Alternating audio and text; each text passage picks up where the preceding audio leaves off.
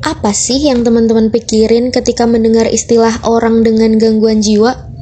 Pernah nggak dengar kalimat kayak ODGJ itu berbahaya, mereka nggak bisa sembuh, atau bahkan mending dijauhi aja, jangan deket-deket. Kalimat-kalimat seperti itu mungkin pernah muncul di sekitar kita, padahal belum tentu benar. Halo semuanya, kami dari mahasiswa psikologi akan bahas sedikit tentang stigma terhadap orang dengan gangguan jiwa atau ODGJ.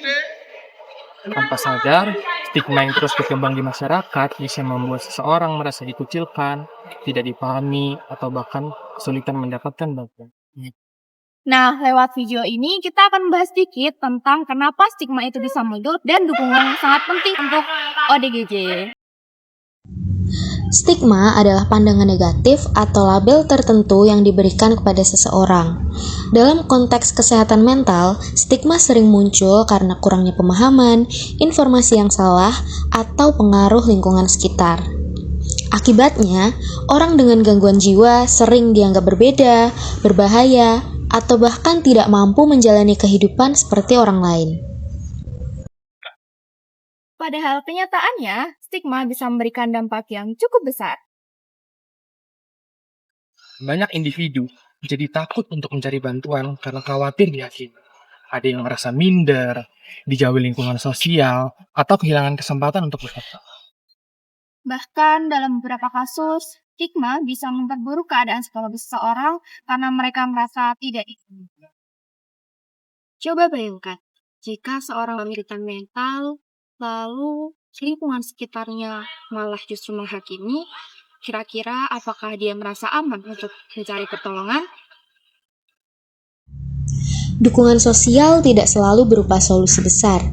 Kadang mendengarkan tanpa menghakimi aja sudah sangat berarti. Lingkungan yang suportif bisa membantu seseorang merasa lebih diterima, lebih aman, dan lebih percaya diri untuk menjalani proses pemulihan. Hal kecil seperti menghargai, tidak memberi label negatif, dan memperlakukan seseorang dengan empati juga termasuk bentuk dukungan sosial. Sebagai mahasiswa, bagian dari masyarakat, ada beberapa hal sederhana yang bisa kita lakukan. Pertama, mulai mencari informasi yang benar tentang kesehatan mental. Kedua, hindari penggunaan kata-kata yang merendahkan atau menjadikan kondisi mental sebagai bahan bersandar.